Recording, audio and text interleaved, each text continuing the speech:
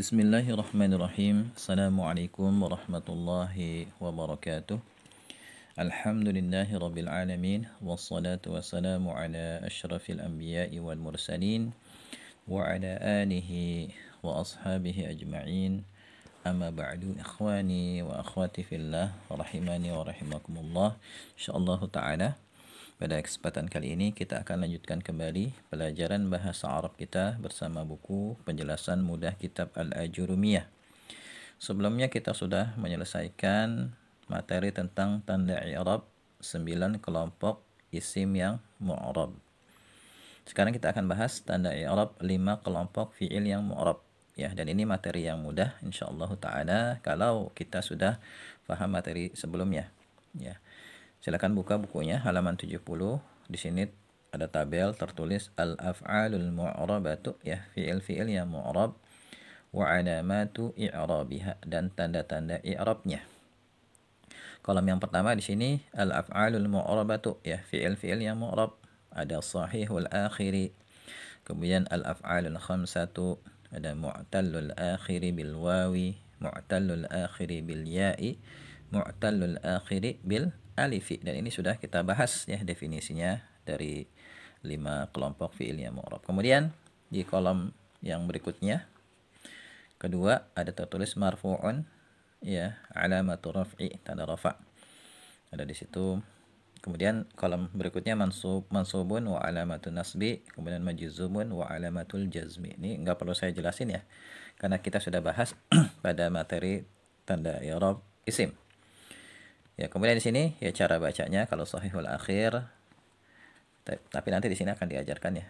Di sini saya baca dulu ya tulisan Arabiknya, ad-dhammatu al-fathatu as-sukunu. Kemudian subutun nuni, ya, subut artinya tetap, an-nuni huruf nun. Ya, subutun nuni artinya tetapnya huruf nun. Kalau hazfun nuni, hazfu artinya dihapus.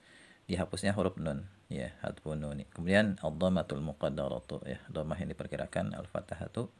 Hadful akhiri, ya, hadful akhir maksudnya dihapusnya huruf terakhir, yaitu huruf ilatnya dihapus.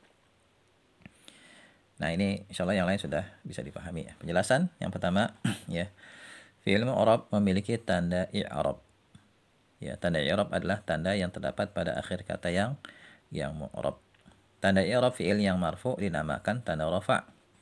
Tanda i'rab fi'il yang mansub dinamakan tanda nasab, dan tanda i'rab fi'il yang majzum dinamakan tanda jazm. Jadi bedanya antara isim dan fi'il, ya, kalau isim itu tanda ada tanda jazm, kalau di isim itu ada tanda jar, kalau di fi'il ada tanda jazm. Adapun tanda i'rab rafa dan nasab, ya, tanda rafa dan tanda nasab ada di isim dan fi'il.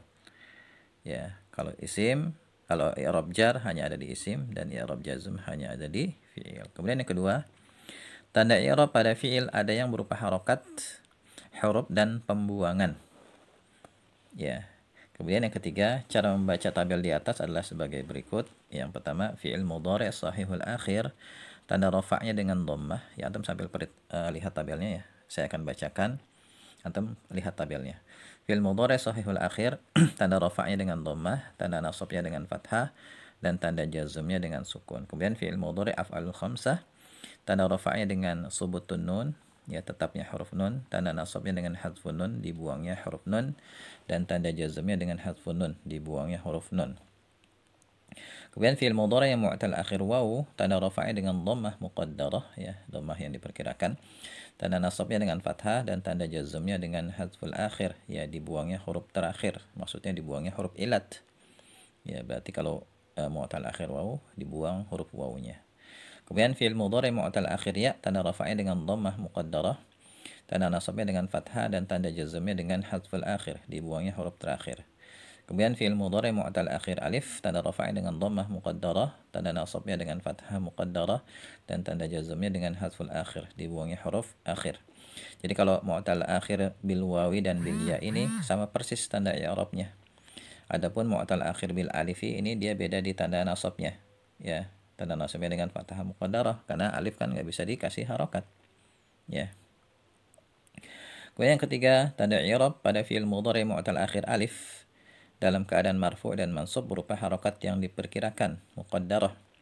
Ya, harokat ini tidak dimunculkan karena alasan ta'adzur, tidak bisa dimunculkan ya sebab huruf alif tidak bisa diberi harokat. Ini penjelasannya sama ketika kita membahas materi tentang isi maksur ya.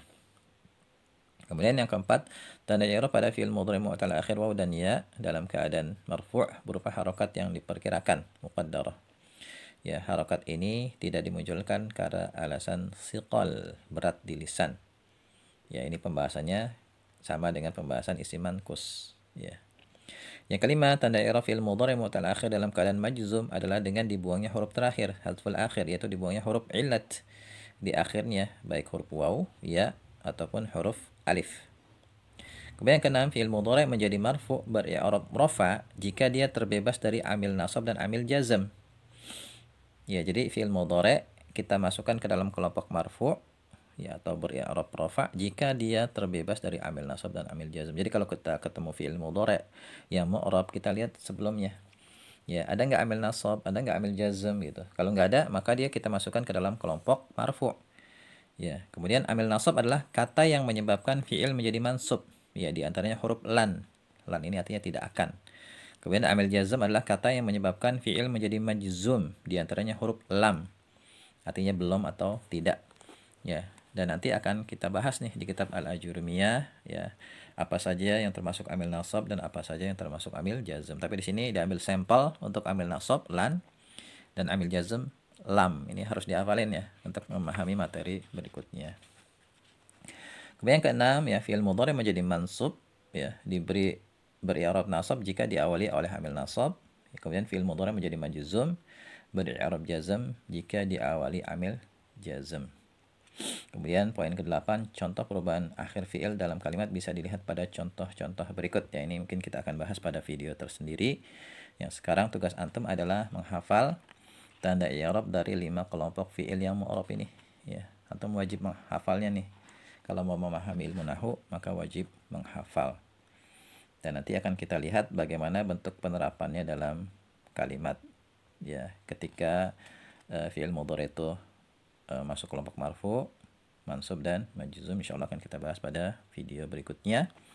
Ya, barangkali ya saat ini atau sekarang cukup ini dulu yang bisa kita bahas. Ya, semoga bermanfaat ya, dan kalau antum hafal, tuliskan di kolom komentar fahim tu fahimna, saya faham. Tulis juga nama antum dan domisili antum ya, supaya saya bisa tahu dari mana kawan-kawan yang belajar bersama di sini. Ya, demikian ya. Wallahu a'lam bishawab. Subhanakallahumma wa bihamdika asyhadu an la ilaha illa anta astaghfiruka wa atubu ilaik. Assalamualaikum warahmatullahi wabarakatuh.